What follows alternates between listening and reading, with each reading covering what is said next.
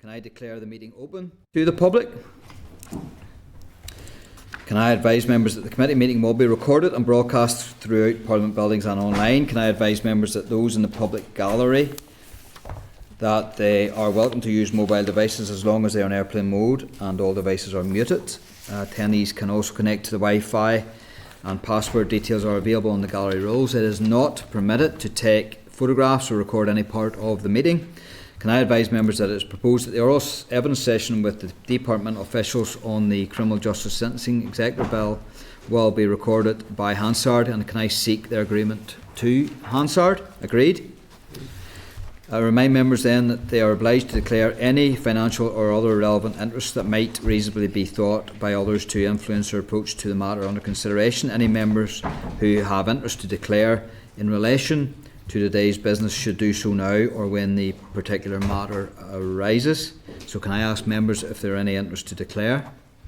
Can I just say that we should all probably declare an interest on the APG on access to justice, considering there's letters from the Bar and Law Society there with regards to potential amendments in the sentencing bill, even at this early stage. And we'll just leave it at that at the minute. Members content? Yeah. Any other further interest to declare? No? Okay. Agenda item number 3 then is draft minutes. Can I inform members that the draft minutes of the meeting held on Thursday the 26th of February 2026 are at page 14 to 25 of the meeting pack? Can I ask members if they're content with the minutes are a true reflection of the proceedings of the meeting held on the 26th of February? If so, I will sign. Agreed? Yeah. Thank you. Thank you very much.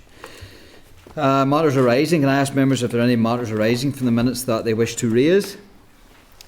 No? Okay. If I can take this opportunity then to place on record some of the decisions we took in closed session around the Justice Bill. We have agreed that we should write to the Department about a commencement to Part 1. We have discussed an amendment with regards to retention and use and destruction of photographs. And also we have agreed to put down amendments inserting the word vulnerabilities to clause 4, 5 and 6. And we have agreed that we'd work on amendment to the live links, courts and tribunals amendment in the case that we would require it. And it was agreed that the committee would assess and assess amendments on repeal of vagrancy, and then also look at amendments to modernise vagrancy laws similar with the Crime and Policing Bill, section 10 and 11, and also to reassess Professor Brown's proposed amendment. Anything else, Bill Clerk, that I've missed there with regards to the actions? I don't think. No, I don't think so. I think you've captured them all. There is a number. The committee noted the correspondence from the department providing an update on clause 28 and Yes. the new clause, the new proposed amendment. And we are also waiting on a number of things to come back from the department. Are members content then to move on? Kathy, are you content? Yes. Yep, okay. So then we move on to agenda item number 5, which is the Criminal Justice Sentencing Etc. Bill. Department briefing from the Department of Justice. Can I refer members to page 27 to 164 of the meeting pack for the relevant papers? Can I inform members that today the committee is receiving oral evidence from Department of Justice officials on the content of the Criminal Justice Sentencing Etc. Bill as introduced on Tuesday the 3rd of March 2026. Can I inform members that the officials providing oral evidence today are Andrew Dawson, Director, Criminal Justice Policy and Legislative Division, Access to Justice Directorate; Angela Bell, Sentencing Bill Manager, Access to Justice Directorate; Christopher McElwee, Head of Hate Crime Branch, and Community Safety Division, Safer Communities Directorate; and Alan Weir, Head of Sentencing Policy Unit. You're all very welcome to the committee. Thank you very much for your attendance. You'll have an opening statement. Andrew? Yes, a very brief one, because I think we were last before you on the sentencing bill on the 27th of November, where we provided a fairly detailed overview of the background and the plan provisions. So I'll not take up the time today to go over those provisions in my opening statement, but instead I'll focus on recent developments, summarise the final content of the bill, and draw your attention to any changes which have occurred since our last appearance. So just a thanks for your time this afternoon. If you have any outstanding questions about the background to the bill and the policy development process, we'll be really happy to answer them during the course of today's session. Once drafting of the bill was completed, the Minister tabled it for consideration at the Executive, and on the 12th of February the Minister received Executive approval to introduce the bill to the Assembly. Members will be aware that following consideration by the Speaker, the bill was introduced on Tuesday last, and second stage is provisionally scheduled for Monday the 16th of March. The draft, the bill as introduced, is made up of 8 parts comprising 61 clauses, together with 7 schedules. As you'll be aware from our previous session, the key purposes of the bill are to improve the effectiveness and transparency of sentencing, and so to enhance confidence in sentencing decisions and the criminal justice system more widely.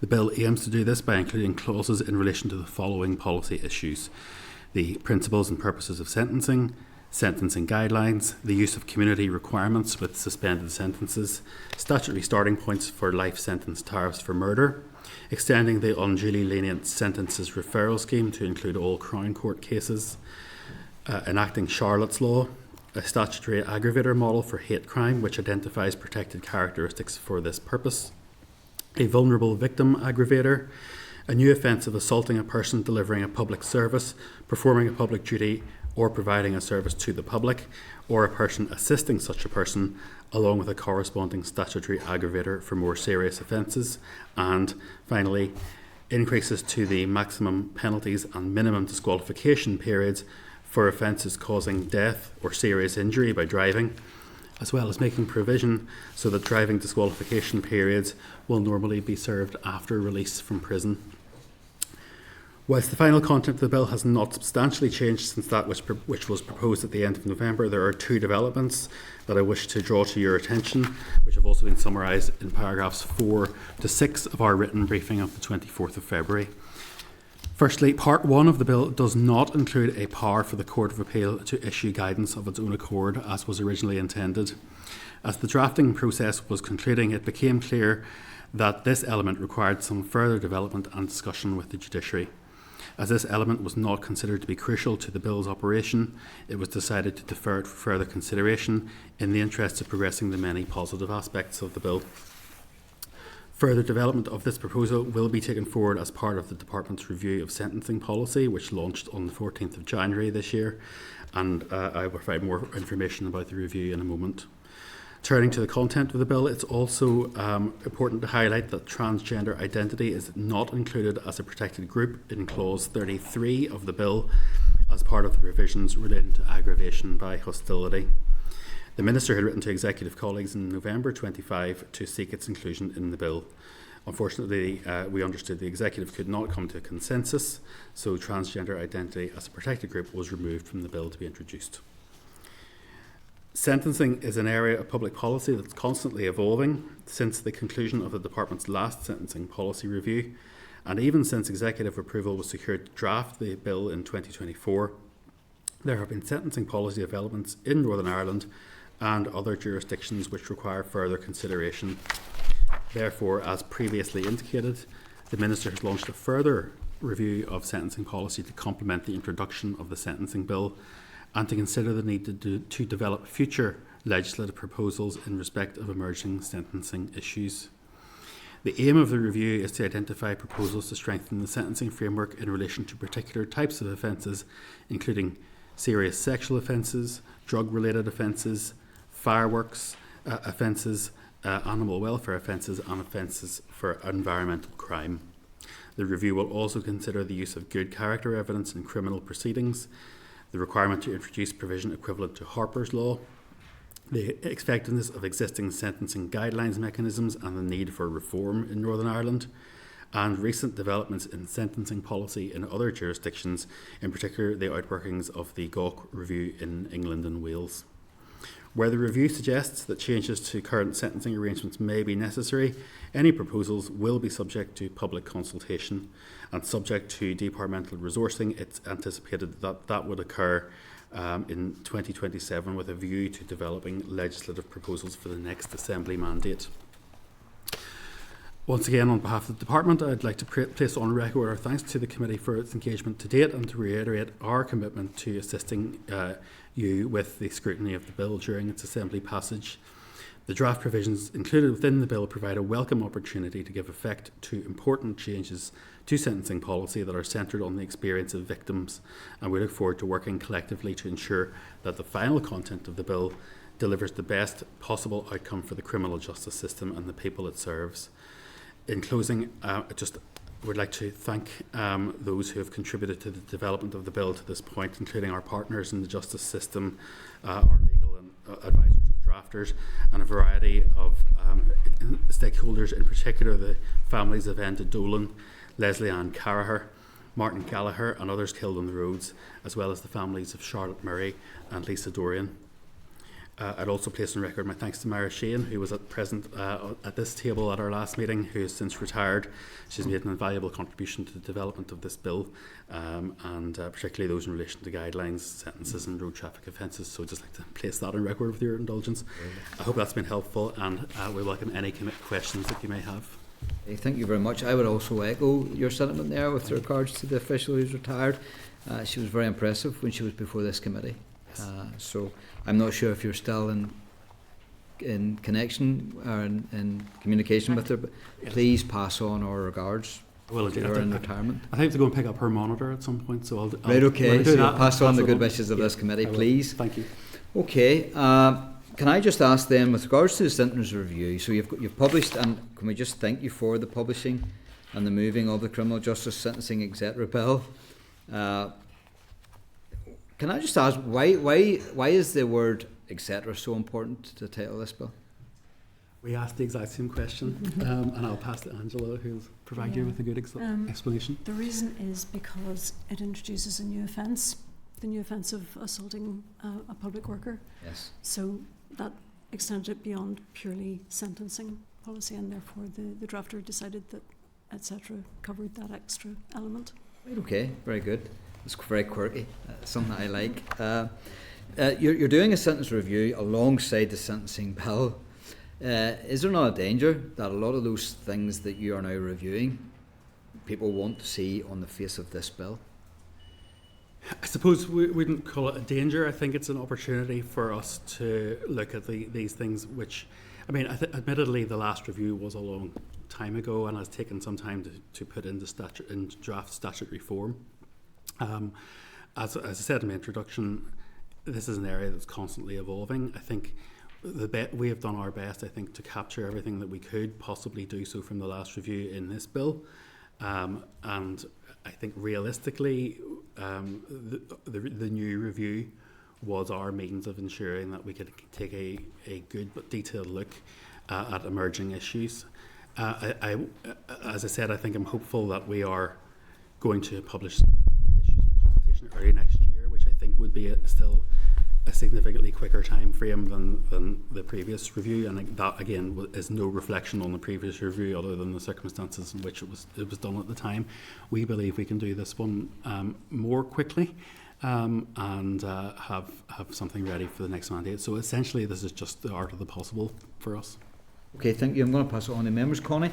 Yeah, thank you for coming in today. I was really pleased to see Charlotte's Law as part of the sentencing bill. It's something that obviously Charlotte Murray's family have campaigned for, but so have Lisa Dorian's family in my constituency. And I was going to ask if you could please explain to the committee how that will work and what new provisions Charlotte's Law will introduce.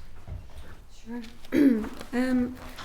If you've had a chance to look at the bill, you'll see it's quite a complex part that deals with the failure to disclose details of the location of the remains of victims. And that is largely down to the complex existing sentencing framework that we have and having to try and cover all the types of sentence that might be given in the event of a no-body murder or manslaughter conviction coming. I think initially when we looked at this, we really envisaged only murder convictions, and those would be relatively straightforward to deal with.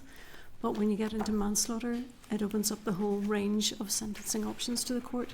And so we had to make provision for those. That explains possibly why it's so lengthy and looks quite complicated in places. But the basic process will be that if a person is convicted of killing a person and not revealing how or where they disposed of the remains, the court will be required to increase the custodial period that person's going to serve in prison by a minimum factor of 30% at the point of sentence, to encourage a disclosure then post-sentence. There's another mechanism whereby the killer can have a reduction of that extra amount that they're spending in prison, up to a maximum of 50% of that extra amount, and then reducing on a sliding scale depending on how long it is before they make a disclosure. So that was intended to give an ongoing encouragement to make a disclosure, which was stronger early, obviously became less impactful as time went on. It was intended that we would have something that would take effect immediately because, as you'll know, in Charlotte Murray's case, the killer is currently in prison. He was only sentenced a couple of years ago, so there's a number of years before he'll be available to be considering release by the parole commissioners. And there had been a campaign originally to replicate Helen's law, which relates to the parole stage. But as I said, we considered that really in Charlotte Murray's case, it was going to be 16 years before they get to that point, and it was a very long time to wait with nothing to help in the meantime. So these provisions are absolutely novel. They don't exist anywhere else, and are hopefully going to provide some encouragement for some disclosures to come forward in those cases like Charlotte Murray's case, and they will apply in Charlotte Murray's case as well. There's provision that even though the killer is already in prison and has already been sentenced, there will be an assumption that he received the extra amount of prison time that's suggested by the process, and he'll also then be able to avail of a reduction in that amount if he makes a disclosure along the way. Thank you. That sounds really worthwhile, especially if when the victims have been calling for this and their families. Another question I had was around this bill was around lenient sentencing. A lot of victims that I've engaged with, especially those who are victims of domestic violence and abuse, find that first of all the court processes is very stressful for them, but once they finally get through the justice system, the sentences that are being handed down they find isn't reflective of the damage that's been done. How will this bill be able to address that? Well, the part on unduly lenient sentencing will expand the current arrangements, which at the moment apply to a difficult to identify list of offences, really, where the sentence is imposed in the Crown Court. So what the bill does is it simplifies that whole procedure by making the arrangements apply to any sentence that is given out in the Crown Court. So it'll widen those arrangements and allow the Director of Public Prosecutions to consider whether a sentence is unduly lenient and refer it to the Court of Appeal for reconsideration if he considers that's appropriate. Thank you very much. Thanks, Okay, Chair. Doug? Yeah, thank you, Chair, and thank you very much. I mean, this is complicated. I've got hundreds of questions. I'm not going to ask them now. I'm going to hit you a couple of wave toppers, but I just want to follow up with what Connie has said, and I think she's absolutely right. And also the Chair, because the Chair is talking about a sentencing review, and I'm sure one of these sentencing review issues that you're going to look at is the powers of the Magistrates' Court, whether or not we can increase the powers of the Magistrates' Court and the sentences that they can give in order to alleviate problems going to the Crown Court. So why is the unduly lenient sentences not cover Magistrates' Court as well as Crown Court? Surely that makes sense, because the Crown Court can give a sentence of a year or less, and a magistrate's court can give a sentence up to 3 years. Why not just include them all? Well, there are a couple of things. The provisions as drafted do allow us to, by regulations, include certain categories of sentences imposed in the magistrates' courts if it becomes apparent that that's necessary as we go forward. The review of the sentencing remit of the magistrates' courts is being taken forward separately from this bill, and should it come to a point where magistrates' court sentencing powers are increased, then obviously there would be a knock-on effect in relation to the unduly lenient arrangements, and that would be a time when those regulation-making powers would be appropriate for use. At the moment, there's a category of cases that can be heard in the magistrates' courts, but if they have a maximum sentence of 1 year or more, certain cases can, on election of the defendant, be dealt with in the Crown Court. So in those cases, a case from the magistrates' court could potentially fall within these arrangements if the defendant elects for jury trial. So it's not very blunt, if you know what I mean. There's options there too.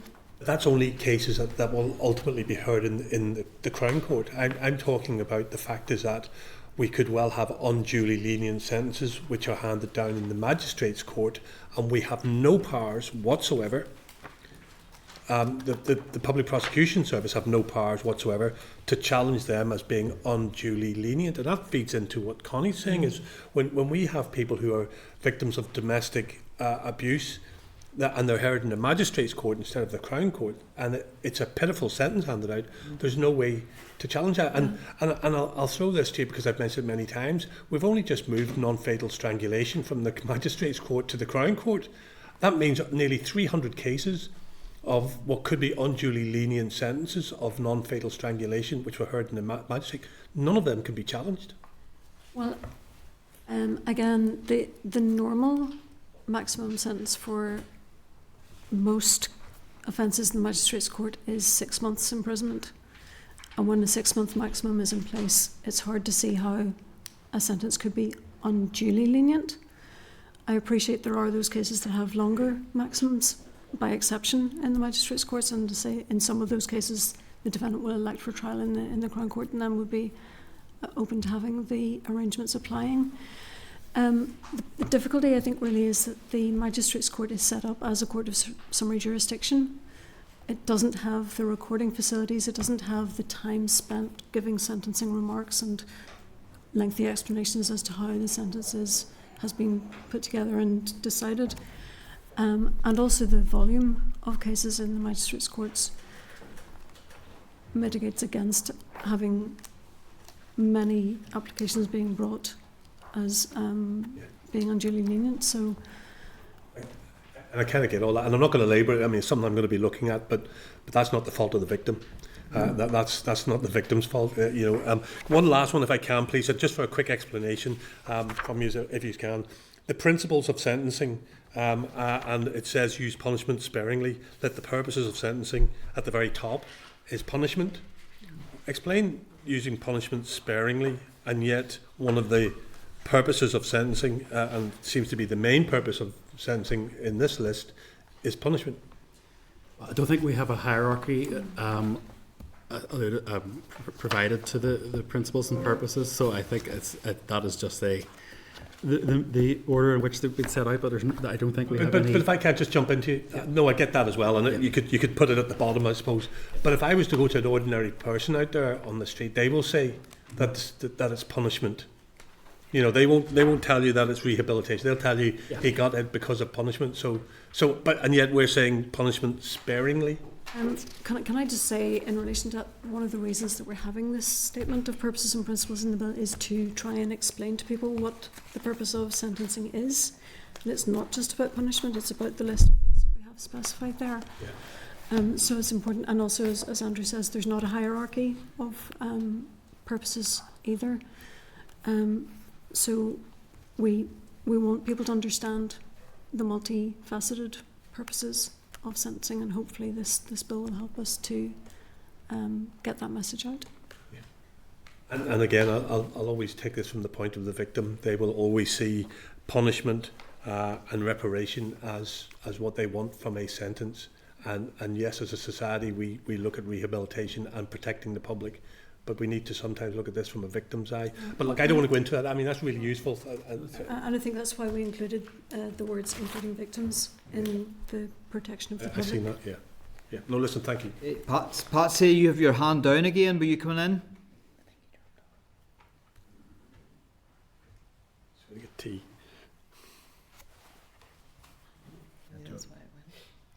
Pats, you there, Patsy? No. Go ahead. I'm here, Chair. Thanks very much, and thank you to the officials who have presented here and for the work that they've done. Could I focus on the new offence? That's the one that's been introduced for assaults on a person delivering a public service, performing a public duty, or providing a service to the public. As we know, over the period, that was from, I think it was 2021 to 24-25, just given the example of within the health and social care staff, there were 72,000 physical and verbal attacks on staff in that sector alone. And that doesn't include, of course, the independent sector beyond that and other public sector officials or employees. Could you just explain to me with a wee bit more detail how you envisage that working its way through, that piece of legislation working its way through, and how would you define just someone who's providing a service to the public? No, thanks for the question, and I'll start off, and then Angela can jump in to correct me. So I suppose in terms of how it will work, it's our intention that this new offence would apply to any person providing providing service to the public, performing a public duty, or delivering a public service. So that's purposely wide. I suppose it's worth saying, first of all, we did consider the approach of listing every occupation that would fall into those categories, but we decided against that for a couple of reasons. Firstly, we would inevitably miss out a profession or an occupation that falls within it, and Yes. we don't want to do that. Secondly, new professions, I suppose, are being created all the time, and we would prefer to keep this as a sort of piece of legislation that works, is future proof. But third, sorry. Sorry, I wasn't interrupting you. Oh, sorry. So we decided against the list approach instead. But we've gone for a purposely broad definition. It will apply where a person is assaulted in the course of their work, and will also cover anyone assisting the public worker at this time. It's intended that we'll replace the existing offences of assault on police, assault on fire and rescue officers, and assault on ambulance workers, and instead blue light workers will of course be included within the scope of this legislation, but we also anticipate that it will cover other public workers, those providing service to the public or performing a public duty. Some other examples of who might be covered there would be, for example, solicitors or indeed barristers in the course of their work. If they were assaulted, they are providing a service to the public, and therefore we would envisage that this offence would be within scope there. Broadband engineers, electrical workers, again, we see them as providing both invaluable service to the public, but also contributing to the economy and economic development, and therefore it would apply there. In a previous life, I was Director of Workforce in the Health in the Department of Health, and I'm aware that we don't just have doctors and nurses. We have, I think, 13 or 14 allied health professions, as well as porters and cleaners who would be covered by this too. So that's just an example of who it might cover. It will be wider than that, but you could argue that journalists would be delivering or providing a service to the public too, so they could be within scope. It is purposely very wide. It will carry the offence will carry a higher maximum penalty than that currently available for existing occupation-specific assaults, so that will be 12 months instead of the current 6 months. It's for more serious assaults, the bill will make the fact that the victim is such a worker a statutory aggravating factor, meaning the courts will be required to reflect this issue specifically in the sentences to be imposed. It will extend for assault offences, but also to a wider range of offences against the person in recognition of the serious nature of the offences listed. Well, thank you for that. Probably my question is, who wouldn't be covered by this? But I'm thinking, particularly, it has been drawn to our attention some instances, say, for example, shop assistants who have been abused, who have been physically and verbally assaulted, and that has been drawn to our attention and brought concern, in fact.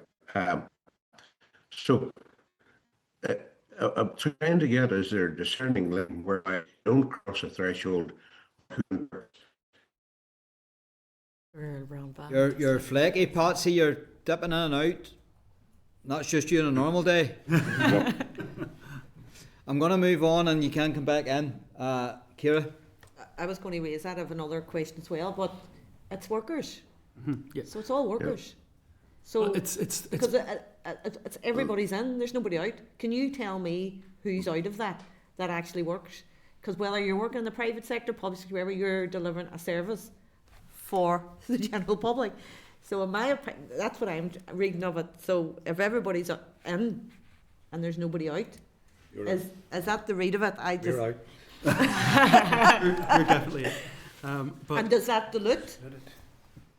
I don't think it dilutes. I think, first of all, any person who's providing services to the public, performing a public duty or delivering a public service, is, if they fall into any of those, is more likely to be assaulted, we think, because they're going to be coming into contact with people who may be aggrieved at the job that they're doing.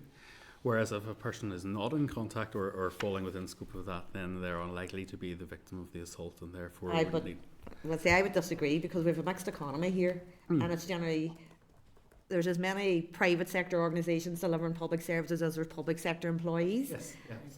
You know, So I think it's a good thing in the context of this bill. So it's all workers then. If they're delivering a public service, then they're covered. They're within scope. Yeah. Is it all workers? Is that what we're saying? It's just, and then does that dilute those who really need it most from your analysis of those key workers? And we've heard, as Patsy had mentioned, we've heard from retail workers here in the committee. We heard recently in the all-party group Access to Justice of the severity of our legal profession, and it was horrific what they've been going through, and it's increasing.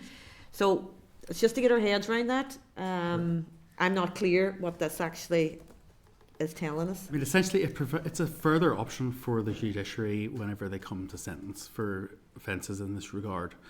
So they will consider the circumstances of each case. They'll consider the available sentencing range and the relevant guidance in performing the sentence. So, I mean, this is a further option to reflect the fact that if someone is assaulted in the course of providing a public duty, then society views that as serious, and nobody should be assaulted in the course of performing their job. We don't think it's diluted, because it is simply it provides a further option for the judiciary to consider when they come to sentence.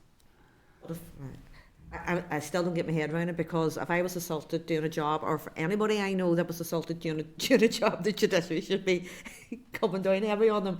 So I'm not going to go on, because I still don't have my head around it at this moment in time. But just then, secondly, regarding the severity of sentencing. So back in 2020, the original sentencing consultation, the department's own evidence showed that the risk of being caught rather than the sentence severity is more important than deterrence. And the summary of responses went on to highlight that there's little evidence that tougher sentencing rehabilitates or reduces offending. So with this in mind, and I'm saying this in the mind of so many victims that I have spoke to, who are saying that maximum sentences is rarely handed out, and they're frustrated at that. Can you provide the committee with your evidence base that was used for this proposed increase in the maximum sentencing? And bearing in mind, I have so many constituents who are so frustrated that it's rarely ever handed out, and they can't understand the leniency of sentences that are handed out. So that's just... We'll be happy to provide any of our workings. So the evidence of that, yeah. I would also, again, you've made the point that it's not widely understood, and I agree. I mean, I don't myself on occasion, and I think along with this bill and the review, I think it's an opportunity for us in the department maybe to be doing a bit of more public awareness raising and education around the principles and purposes of sentencing. I think we can use this bill and the review as a means of doing that. Yeah. But I agree, it's not well understood, and that's on us, I think, to explain that.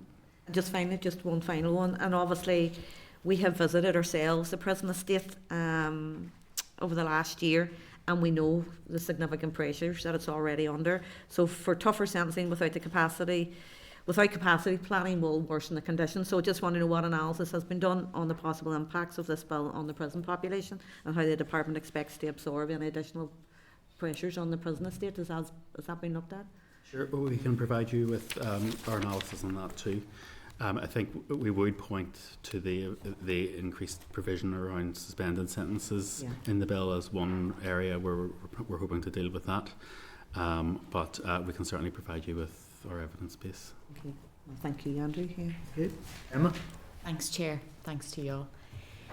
I don't want to rehash the conversation that was earlier had around the increased protections for public workers, but I did have a query. We had a presentation at the Access to Justice APG last week or the week before where somebody from the legal profession had experienced stalking and abuse basically as a result of the work that she was doing for a client.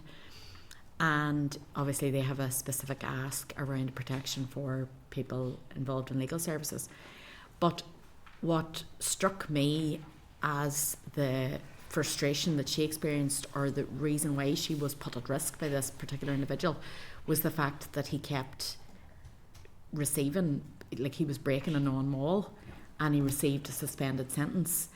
And I wonder, would there be more merit, or would it be more effective to have something whereby if somebody has a record of offending or has been reported on numerous occasions or is consistently breaking the conditions of a non-mall or whatever, that's when that's considered the aggravating factor as opposed to the profession of their victim?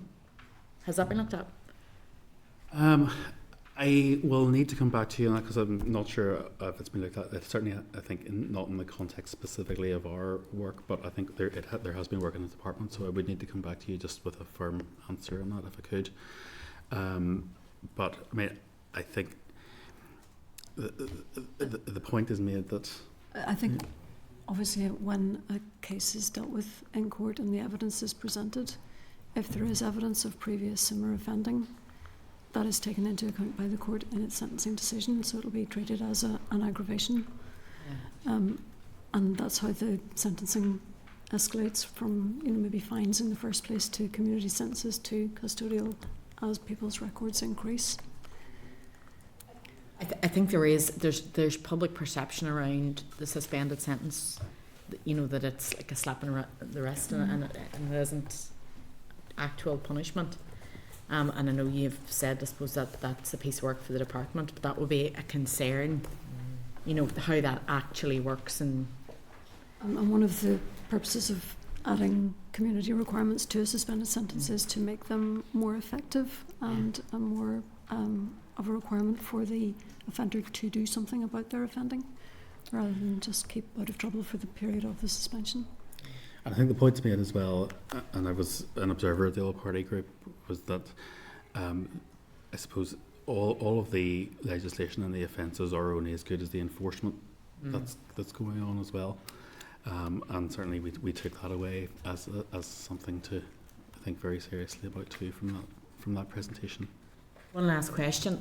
Have the Human Rights Commission had sight of this, and have they had any comments? They have had sight of it.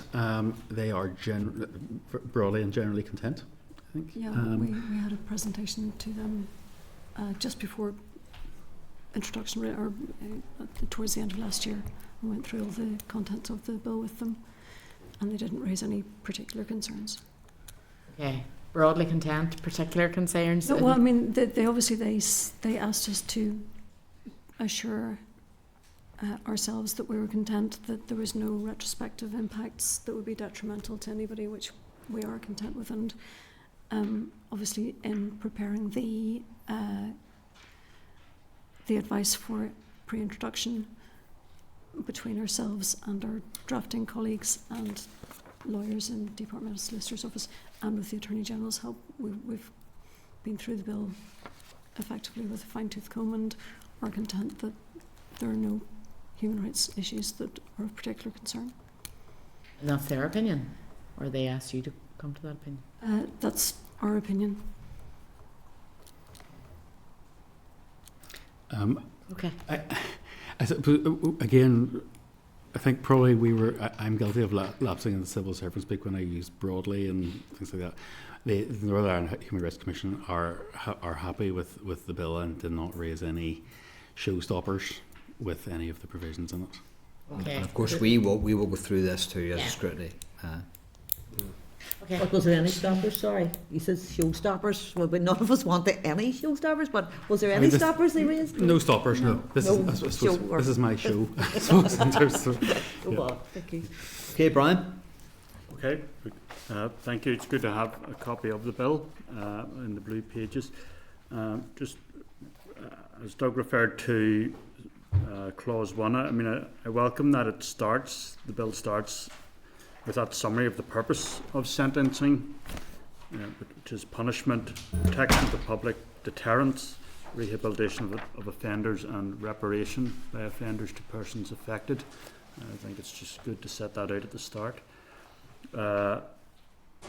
In terms of the clauses 37 and 38,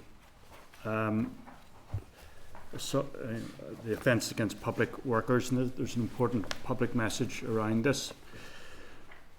So what I'm trying to work out is clause 38 introduces aggravation where the offence is committed against public workers may be specified as an allegation alongside a charge of being a specified offence against any person, that the offence is aggravated by reason of being committed against a public worker.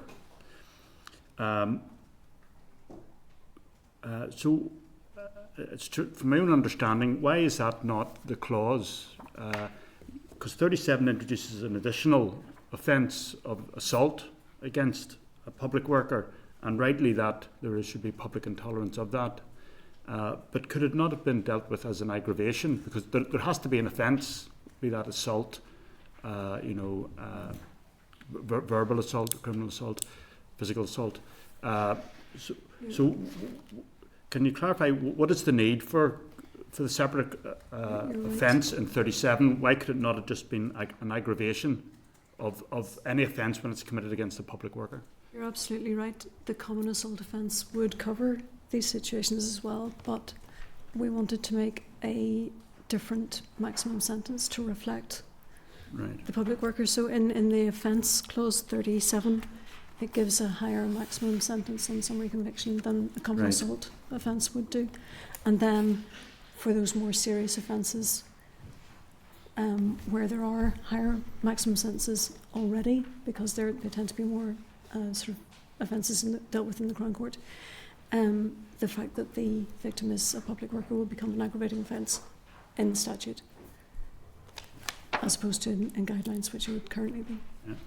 And the higher maximum sentence couldn't have just been covered in 38, you feel?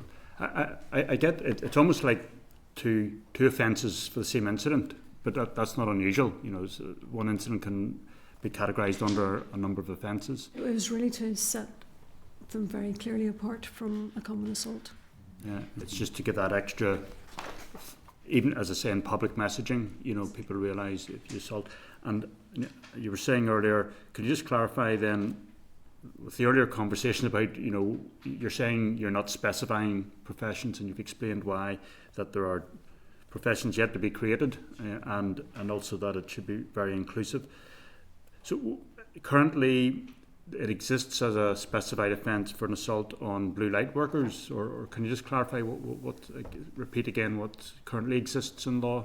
Current offences are common assault, which apply to everybody. Yeah. And then there are 3 specific offences, one of assaulting a police officer, one of assaulting a fire and rescue officer, and one of assaulting an ambulance worker. Right. And not other health workers then? No. Right.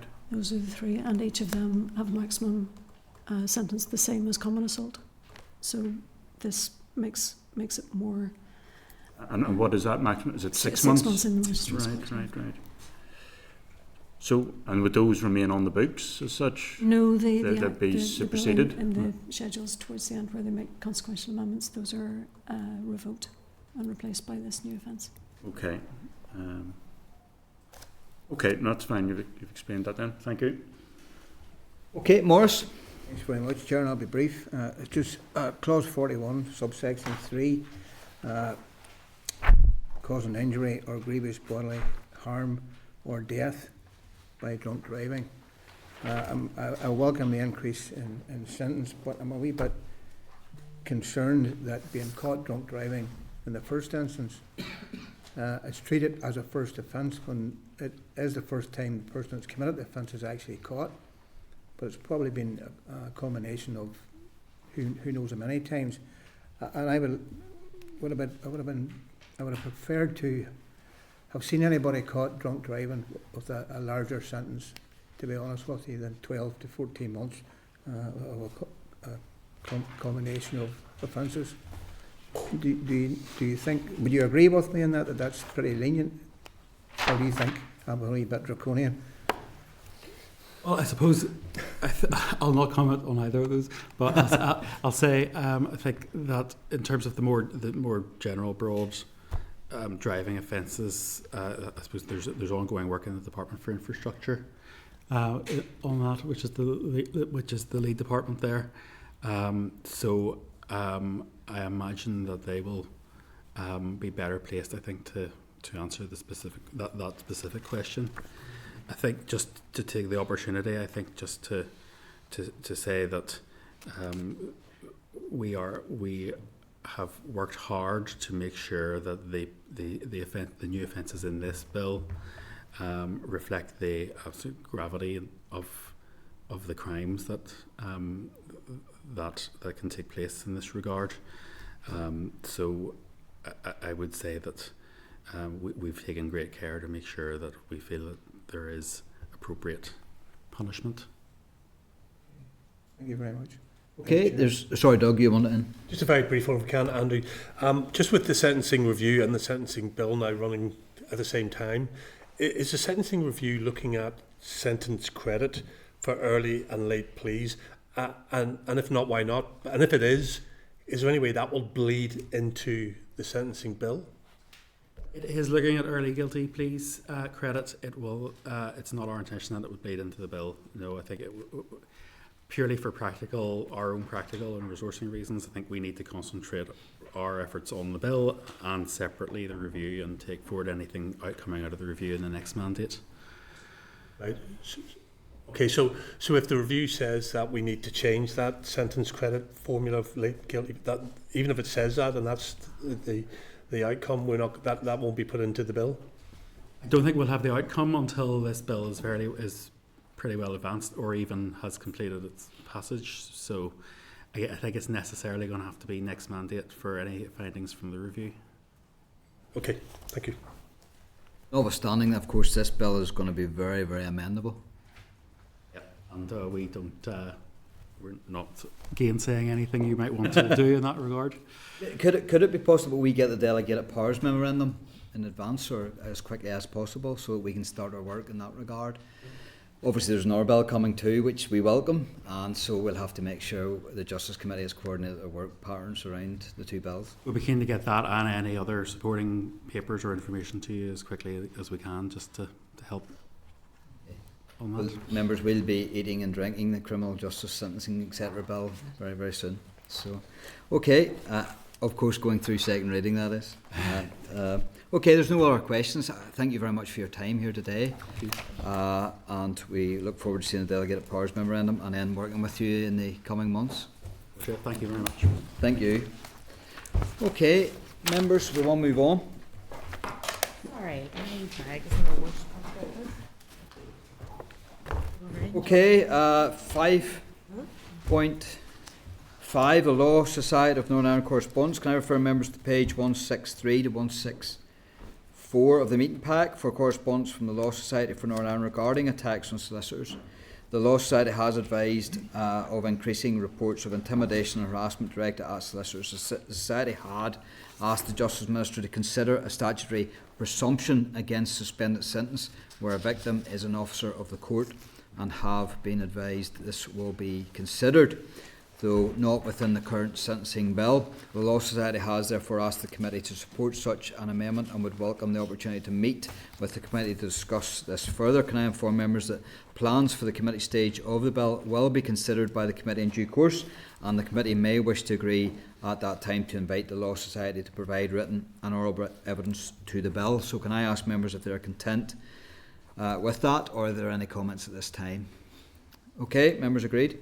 Agenda item number 6 then is SL1, the Coronavirus Act 2020, my old friend. Extension of provisions relating to live links for courts and tribunals order Northern Ireland 2026. I refer members to page 165 to 192 of the meeting pack for the relevant papers. Can I inform members that the Department proposes to make a statutory rule under powers conferred by section 90 of the Coronavirus Act 2020. See the way I deepen my voice when I say that. Remind members that this is the 9th extension of the powers provided by the 2020 Act and will enable the provisions in Part 1 and 2 of Schedule 24 of the 2020 Act to remain in force for a further 6 months to the 24th of September 26. Further background information and rationale for the extension can be found in the Clerk's memo and papers in the pack. The rule will be subject to the confirmatory resolution procedure, and the Department has proposed that the rule will come into operation on the 24th of March 2026. So can I remind members that this is the first rule that the committee has received under the new scrutiny procedures, an overview of which can be found at pages 168 to 170 of the meeting pack. Can I advise members that there were no responses received to the call for views that was issued via the Citizen Space Survey? So can I ask members if they are content with the proposal for the statutory rule, or if there any further information or clarification is required? What I will say is that the Justice Bill deals with this, so eventually when the Justice Bill is enacted they'll not have to seek extension. Are members content then? Yeah. Content. Okay. Agenda item 7, Probation Board Northern Ireland Retention and Disposal Scheme. Can I refer members to page 193 to 242 of the meeting pack for the relevant papers? Can I inform members that the Probation Board for Northern Ireland's Retention and Disposal Scheme is required to be laid before the Northern Ireland Assembly under Section 8.2 of the Public Records Act, Northern Ireland 1923, and in accordance with the rules of the Disposal of Documents Order 1925 by the Public Records Office of Northern Ireland Prony. The retention and disposal schedule is subject to the negative resolution procedure, and the statutory period will end on the 20th of April 2026. So can I ask members if they are content with the retention and disposal schedule for the Probation Board for Northern Ireland? And can I seek members' agreement then to inform the Committee for Communities of the decision on this matter, as Prony falls under the policy responsibility for the Department of Communities? Okay, members content? Agreed. Agenda item number 8 then is correspondence. Can I inform members that there is a correspondence memo and 8 items for correspondence at pages 244 to 450 of the meeting pack, and 2 items at 10 and 23 of the tabled pack. Can I advise members that I will draw their attention to 3 of the items of correspondence, and then members will then have the opportunity to comment on other items. Can I go to 8.4, inform members that the committee has received a response from the Department of Justice to clarification on what oversight or assurance mechanisms exist within the department in respect of FOIA compliance by arms and bodies. The department has advised that although the department sponsors ALBs, they are considered separate public authorities under the Freedom of Information Act, and it would therefore not be appropriate for departmental officials to become involved in their operational policy of freedom of information handling compliance. Can I seek members' agreement to share the Department's response and an earlier response from the Policing Board with the individual who raised these concerns with the committee? Agreed. 8.5 then. Can I inform members that the Department of Justice has issued the committee with a response providing further information on the proposals to expand out of court disposals following the oral evidence session with the Department, the PPS and the PSNI on the 19th of February.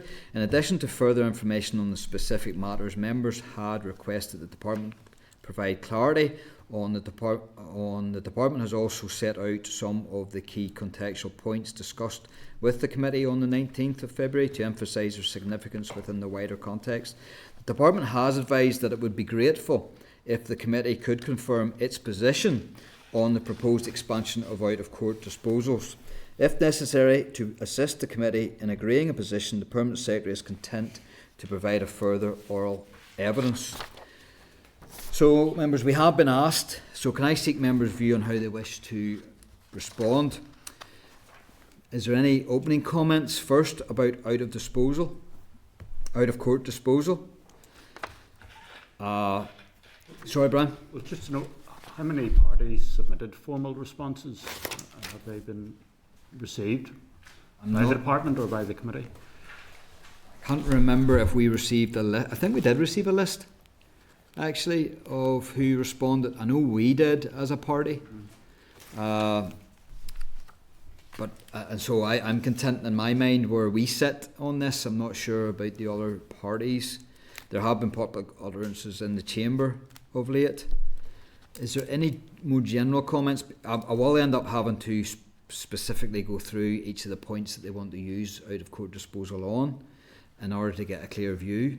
Are members content that I just go through that? We wade through it and see. So then, can I seek members' views on whether they are content with the following? 1. Giving powers to the PSNI to issue penalty notices for the 5 new offences. I'll remind everyone what those offences are before I'll go put each one. But it's common assault, assault on police, possession of Class A controlled drugs, which of course is the most lethal, possession of Class B controlled drugs, and then possession of Class C controlled drugs, which C is the least harmful. Well, sorry, that's wrong words. They're all harmful, but you know what I mean. And then the aspect of increasing the penalty notice amounts for existing offences across the 2 tiers, 120 and 150.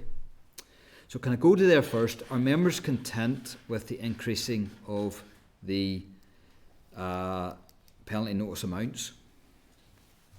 Are members content about the amounts? I think we are all content. So it would be safe to say that we are content with the increase in the amounts. Okay, I'm just looking at the screen just in case somebody wants to come in, either Aoife or Patsy. So I'm going to go through the specific then offences. Common assault. What's people's thoughts on common assault? I'd be content with common assault. You would be content with common assault? Yeah. Content with common assault? Yeah, Brian? Yeah, I mean, it's getting the balance. We understand the desire to address the backlog in the courts, to speed up justice. But also that sentencing has to be proportionate, and as we mentioned earlier, has to have a deterrent value for people not to feel that something has been dismissed with not dismissed but treated, in a light manner. So we do have concern that assault, the different types of assault, violence against the person, being treated by way of a penalty notice and not going to court. I mean, I suppose it depends on the circumstances, but with different levels of violence there, common assault, actual bodily harm, and so on. And it'll come down to some extent, the attitude of the offender. So, and we do have concerns about those violence against people offences, being treated in that manner as an out-of-court disposal. Yeah, we would be opposed to common assault, I think. But again, if everyone else is content with common assault, we can take it to a vote, I suppose. The thing about common assault is that it doesn't mean that they have to give it for common assault. No, it just means it's that they're giving discretion. the discretion Yeah. to the police officer Yeah. to Yeah. give it for common assault. That's the difference for me. So it's not common. You know, if we're just saying it all for every common assault, then I wouldn't be in favour. But this is just the discretion for the Yeah. for the police officer. Common assault means a lot, actually. Sometimes common assault isn't actually, I don't think you can get charged with common assault for not actually being physical. Oh yeah, absolutely. Wow. Yeah, it's So- the lower end. Yeah. So we would be still opposed, going by, if we stick to our response that we give, we're opposed to common assault. So, but I don't mind taking this to a vote, and if the committee's well is, the committee's well, then so be it. And of course this is draft affirmative, so can be amended on the floor of the House. Well, do you just want to say the committee didn't have a consensus then? No, I'm happy enough if we're the only party that's Okay. uncomfortable with it. Everyone else is okay with it. I'm okay to go to a vote. I'm relaxed in that regard, and then that would be the view of the committee. But I think, sorry, Chair, I think one of the things we did do is we tried not to get a vote, so Yeah. it didn't show earlier on. So I don't see the point why we want to now chase into a vote now. I would rather get a consensus or Would it be apt to just say there's concern in this one and there's a mixed view? That could be done, yeah. Would And Yeah. do you have examples of where in that category of common assault, where would Yeah. it be used? yeah. So we're just getting further clarity rather than, because it is, For it's us, at the discretion, but doesn't necessarily mean, yeah. For us, we have bundled common assault in with all the other offences Yeah. against the person, yeah. and that's You know, why we're. which includes, assault on police, and we've just discussed about the increased aggravator for assaults on Yeah. public workers. Right, No, just to be that's- clear, sorry, assault yeah. on police is a separate, It's a separate one, which separate, we'll go separate through. one. Yeah, Which That's well separate, put. right. Aye, which well put. Okay. So, Just to remind members, I mean, the department have offered, if you want, to have the permanent secretary come up to tease out some of the Yeah. questions. is this maybe today further. or later on? No, not today. Well, do you want to then we would park need to this? rearrange. Do you want to park this? Let's park it and tease it out. Yeah. Yeah, might be worth it if we're Yeah. not. Worth it. Aye, okay. And sorry, in answer to Brian's earlier question, the Ulster Unionist Party, Sinn Féin and the Democratic Unionist Party all replied Yeah. to the consultation. you're replying. I can't remember. When you don't I can contradict get yourself. I can get that when we go through legislation, Doug. Don't worry. It's not an age thing, promise. So the committee agreed then to hear from Yeah, I the think we'll just permanent get- secretary. If it's a refresher, Yeah. yeah, as well. Rather than try and slug through it now. Yeah. Well, right, okay, we'll park that then. Then 8.10, refer members to the correspondence from the department on pages 11 to 15 of the table pack, which provides details of a third proposed legislative consent motion for the crime and policing bill. The correspondence provides an update on several matters. Some of these are amendments to provisions that the Assembly had previously consented to extend to Northern Ireland, and the Department has advised that further consent is not required as it falls within the scope of previous motions. The third LCM is expected to deal with the measures relating to the age verification of the remote sale and delivery of knives and crossbows, and strengthened age verification requirements on the online sale and delivery of knives and crossbows. So can I inform members that due to the Westminster timetable, the Department hopes to schedule a debate on the LCM for the 16th of March, subject to the Executive's consent. Can I remind members that under Standing Order 42A9, paragraphs 42A4 to 8 do not apply to subsequent legislative consent motions, so the memorandum is therefore not required to be laid and referred to the Committee for consideration and reporting. So can I ask members if, given the timescales involved, they are content that the committee does not complete a report on the third legislative consent motion? We didn't do one for the second. We did. Oh, we did do one for the second, but we don't need to do one for this one. Okay. So can I seek agreement then to publish the department's correspondence on the committee's web page? Yeah. Are members content? And can I ask members if they are content to note the correspondence, or if any further information or clarification is required at this stage? Go on ahead, Ciara. Just one, 8.8, the police ombudsman report into the abuse of Yes. possession for sexual purposes by Yep. PSNI officers. That's quite alarming. Yeah. And absolutely. given the figures as well, over the last year, where it's 50% of what it was over numerous years. So I, in the first instance, obviously would like to hear the Minister's response to that report. Yeah. And in particular, what actions it has been taken as a response to Yep, okay, I'm content with the that. report. Members agreed? It was a very serious report, some of the detail in that. Sorry to, Specifically the proportion of officers, because it yeah, refers to officers being dismissed, or yeah, but how many had actually then faced criminal convictions Yeah. and stuff. oh, 100%. So, to take you back to the LCM, can I advise members that I will make some brief comments on behalf of the committee during that debate? Are members content? Yep. Okay, and then Ciara's point is well made. Chair, can I take you back too? Yeah, okay, go that ahead. from Ciara is just to check what actions have or will be taken on the footer of the report. Is that from the Minister as well, or is that from the Chief Constable or from the Policing Board? Probably all three. Could do all three. Yeah, I'm happy enough with that. Members content with all three? Yep. Can I ask members if they're content to note the other items of correspondence, or is there any other issues that they want to raise at this stage? Okay, agenda item number 9 is forward work programme. Can I inform members that the latest draft of the committee's forward work programme can be found at pages 452 of the meeting pack? Can I seek members' agreement to the forward work programme? Agreed. Can I remind members that at next week's meeting the committee is receiving oral evidence from the Chief Constable and Sir Ian Livingston on Operation Canova and Operation Denton. Okay, agenda item number 10 is Chairperson's business. 10.1, the Commissioner designate for victims of crime invitation to a pre-conference dinner. Can I inform members that the Commissioner designate for victims of crime has written to you to invite you to attend a pre-conference dinner on Thursday 26th of March at Crumlin Road Jail ahead of the Northern Ireland Victims Summit Conference.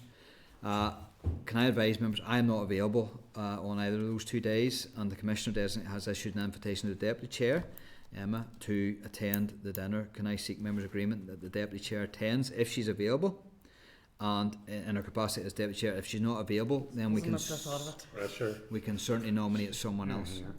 Yeah, that's fine. I should Okay. be. Okay. So you should all be getting an invite anyway. I don't think there's an issue. I don't think it's an exclusive club for myself and Emma. Okay, can I advise members that the Commissioner has also issued an invitation to all members, of that, and that's at page 459 of the meeting pack. So agenda item number 11 then is any other business. Members, any other business to raise?